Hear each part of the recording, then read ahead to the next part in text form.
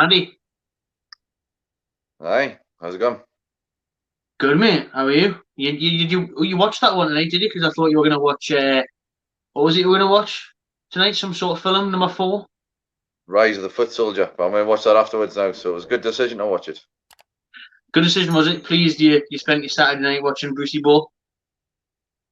Yeah, I mean, it wasn't as dull as normal, I guess. I mean, they tried to upset the apple cart for the first 15 minutes of the second half. It was a bit desperate, and I'm just relieved that they scored early. To be honest, it was early enough for us to come back. I think had that been 70th minute or beyond, could be a different story. And I think St. Maximum bit of match here to get the goal pretty much straight after was crucial. And then I think whenever I look back after that, I just think it's a shame that we were so lethargic and sluggish for the first 15 minutes. It could have been costly.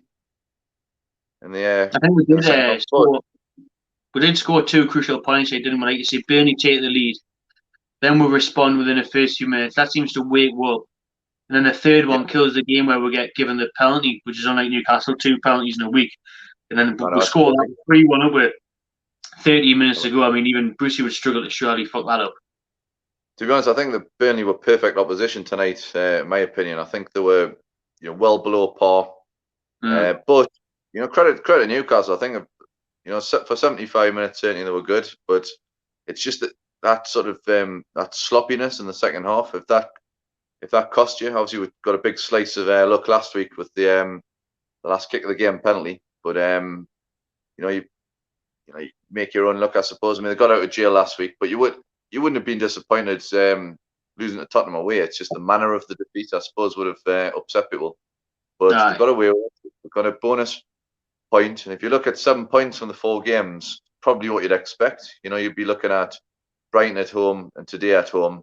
You'd be looking at West Ham away to pick up points. You'd be looking at probably 6 or 7 points from those games, and you'd probably expect a defeat against Tottenham. So we're probably par for what we should be at the moment, I would think. 7 points is what you've got to be picking up points in them sort of games. So I think it's going into the international break. It's an okay start. It's certainly getting points on the board. Winning the first game was crucial, and the teams, with 0 points going into the international break, will be a lot more upset. So, we've got some sort of foothold in the league at the moment. All right, sitting in 6th for now. Obviously, there's loads of games on Super Sunday, but yeah, I don't even look at the league position now. I mean, it's that's what gives us a bad name, doesn't it? In the press, sort of saying we're in 6th and we're going to get joint 4th and we're going to get the Champions League, we're getting Europe. Nonsense, isn't it? I don't think anybody with half a brain cell thinks that we're going to get in Europe this season. But mid-table and trying in the cups will do most fans, I think, because that's.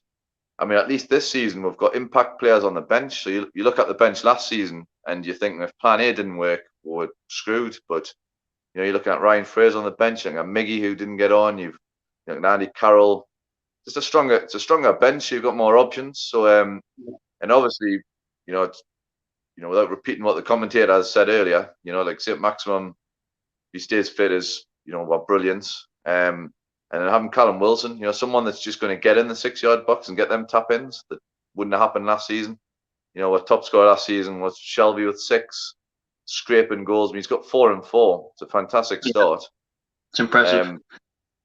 Possibly not giving him the number 9 shirt might be good for the first season. You would have added pressure onto him, wouldn't you, if you give him the number 9 this season? So maybe if he gets 15, 20 goals this season, give him it next season, you'd hope. But let him relax. He seems like quite a jovial lad. I think the video with Andy Carroll and Fraser a few weeks ago when they were having a laugh, in the restaurant, and he seems quite a happy-go-chappy guy. He's kissing the camera when he scores. He looks like he's having fun. He looks like he's a goal scorer who loves scoring goals. So we haven't seen one of those for a long time. So long may it continue. And finally, you said don't look at the table too seriously, but mid-table finish in the end, and a couple of them would do you well. We're a game away from the semi-finals of the League Cup. We're going to beat Championship Brentford. How optimistic are you that we can get to Wembley? I just just hope he took a risk against Blackburn. Didn't play the strongest side. Blackburn were the better team. Were unlucky. He's, Morecambe was what it was. And then the last game, I just think don't take any risks. I mean, if you're 3 wins away now from, well, you don't even need to win a game. You could win on penalties, but just try and get to a final. Like it's a massive opportunity. Don't take any risks. Play Dolo or Dubravka if in the next round. Dubravka's fit. Just play this side you think's going to win, and then if you go up in the game, you make subs. And we've got like I said earlier, we've got the an impact bench now.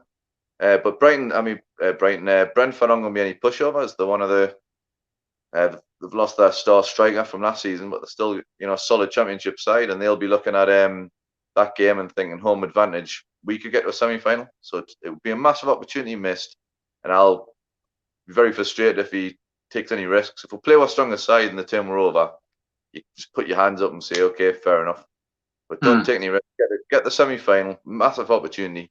And then this sort of league crap, the squad isn't as thin as it was last season. Obviously, we've got issues with defenders.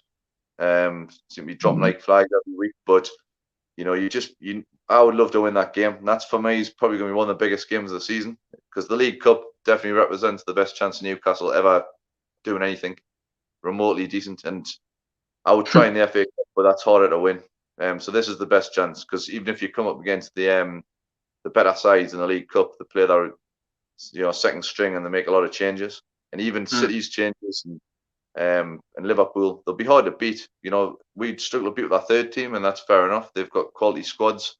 We haven't got the same quality as that. So let's just play our first team against their second strings and just see what we can do. But we need to get past Brentford first anyway. So. All right. Cheers, Annie. Enjoy the rest of your weekend, mate. Yeah, we'll do, mate. Cheers. See you later.